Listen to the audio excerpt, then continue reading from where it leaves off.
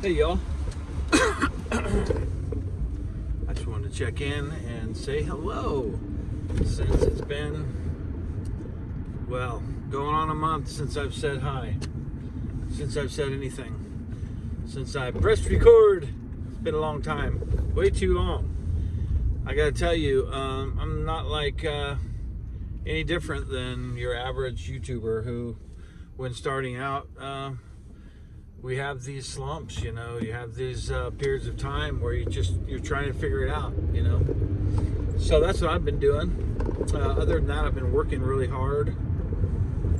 I'm back at the in a barber shop, as you know, if you've watched my videos at all in the last several,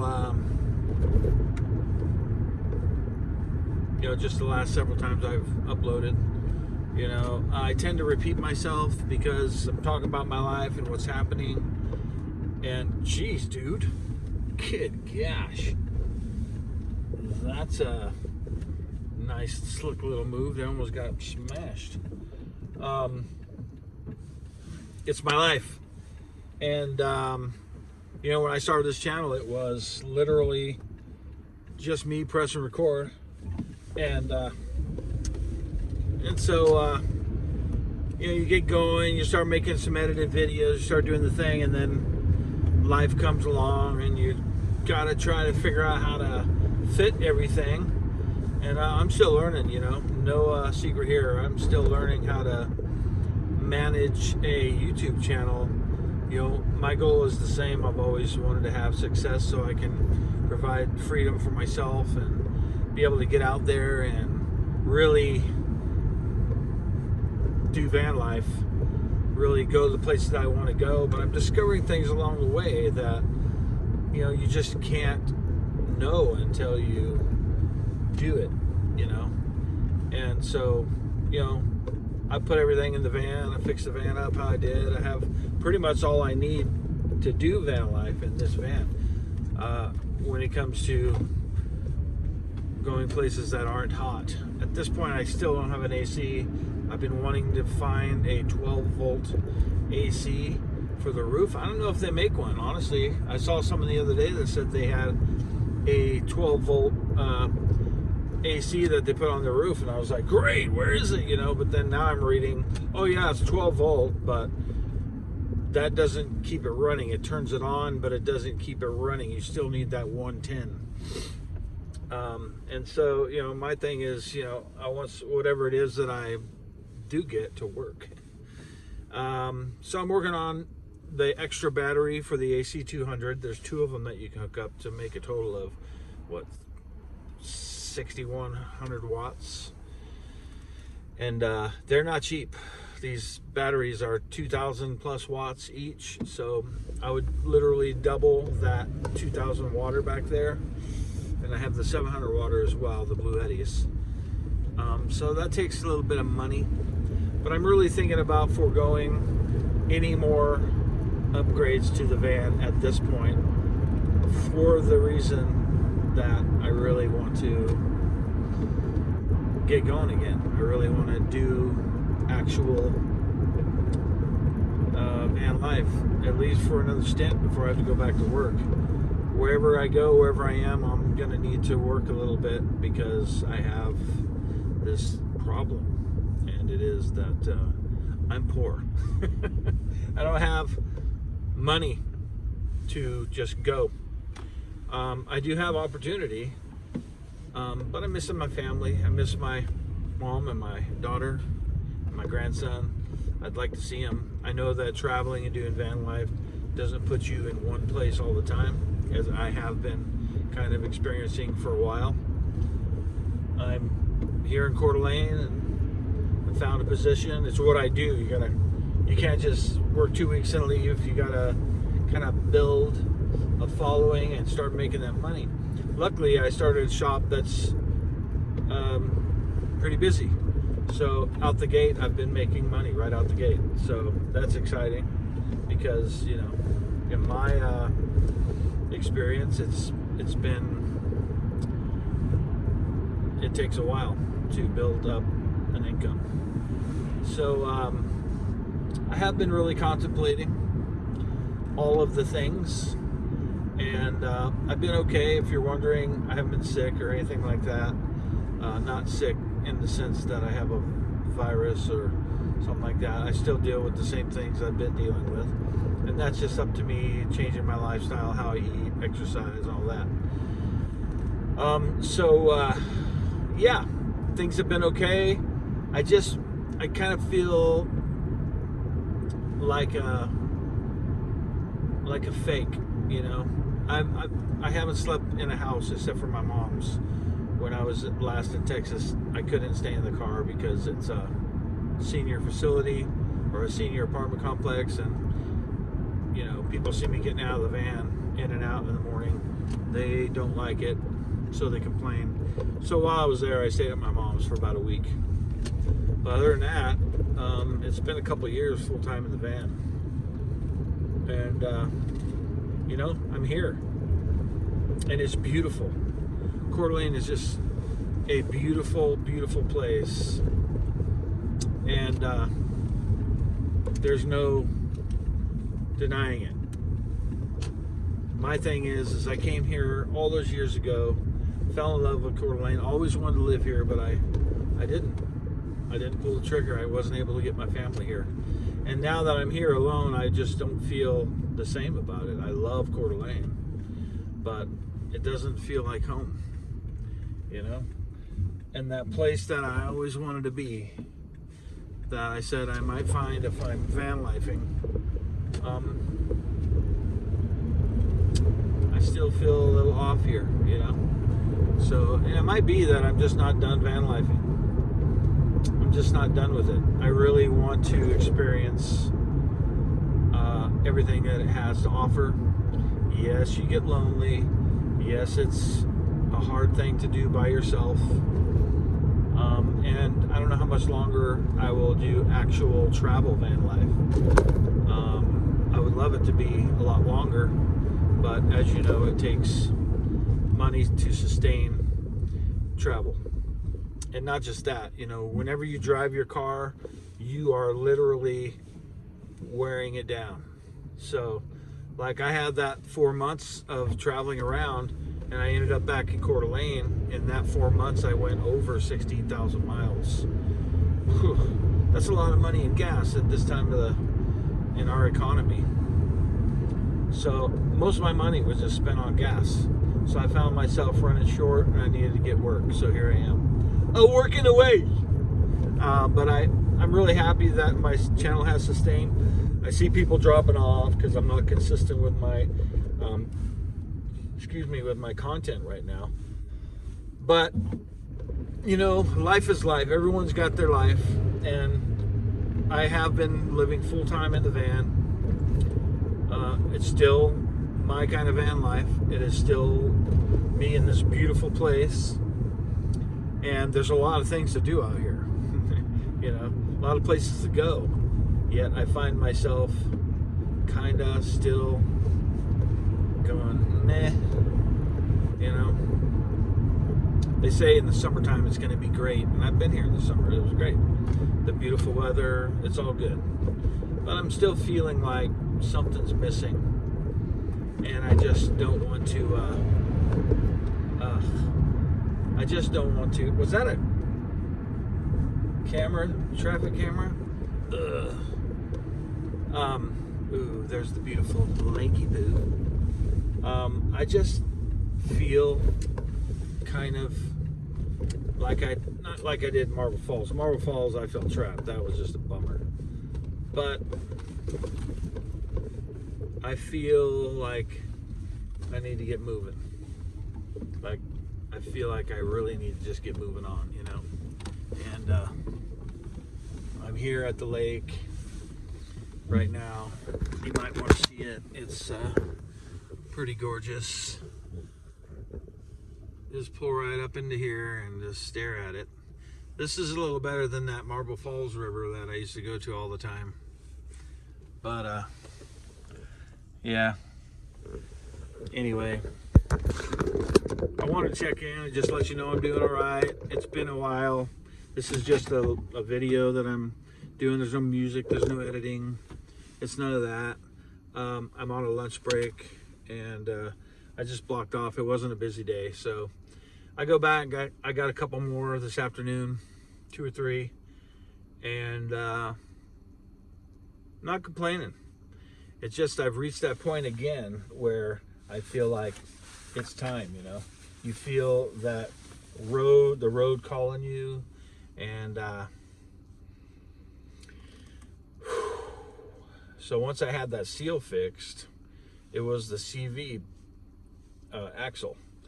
Now, I've had the CV axle replaced a couple times because, as you know, I had the lift, and the lift kit works the best with the original Toyota CV axles. So I had ordered them, and when I got them, I had them put in. But isn't it always that way when you trust a mechanic?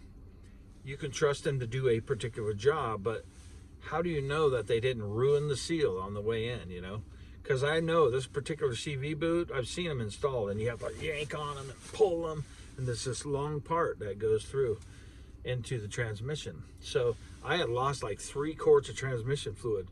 I was getting lights on the dash. I was getting slippage in the transmission and the gears. And it turns out I have a seal leaking. And I'm like, who did that? Because it was a perfectly good seal.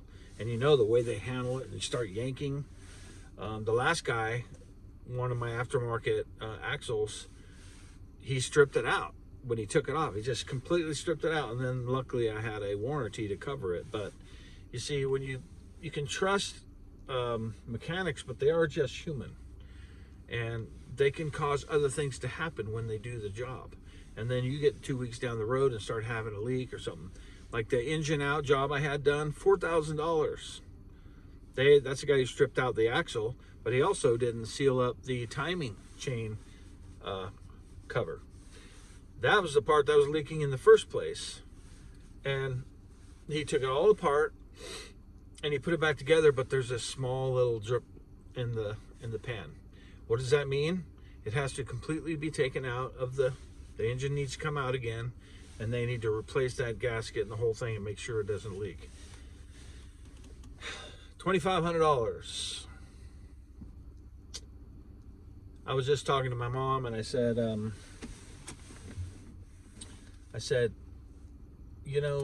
I could sell Wilhelmina. I could probably get, I don't know, I'm closing in on $20,000 on this van. It's a 2008, but it's had the engine out, it's had all the little parts and the things I've done to it, and the lift kit and tires and the swing away and the roof, and everything that I've done to make it comfortable, to make it my home, has cost money. And I never did it because I thought, I'll get this money back out of it when I sell it. I know that I'm not going to get all that money out of it when I sell it. But I was telling her, what's it worth to buy a new one or another used van and then not know the problems that are with it? So you could just buy another problem and have another $10,000 or $20,000 to put into it to get it good. Well, I know what's going on with this van, and I know all its noises and all its little quirks. And Wilhelmina's been really good to me. I had no issue with her the whole time on the road. And there was a couple things. I had a coil I replaced, and there's still that I'm thinking about having it completely tuned up and the coils and the plugs replaced. But other than that, and I told my mom, it's much less expensive to just keep what you have. Even though it's a 2008, and people tend to run their cars for 3 to 5 years and get rid of them. But that's really not the way to go. You want to save money, you got to have the frame of mind that I'm not going to just be sick of looking at this car, or just sick of driving the same vehicle, or just having some desire to have something else. You look at it like, this is my home at this point. This is where I sleep. I have a nice bed. I'll be redoing the bed shortly into a bench, probably. I'm looking at Eric Enjoys Earth. If you've ever seen his channel, his bench slides down to a full bed and makes a bench, and he puts a table there. Beautiful. I need to be able to work out of this thing, pull up to wherever, and get a wee boost and pull up to somewhere that has good Wi-Fi and do all the internet stuff that I want to do.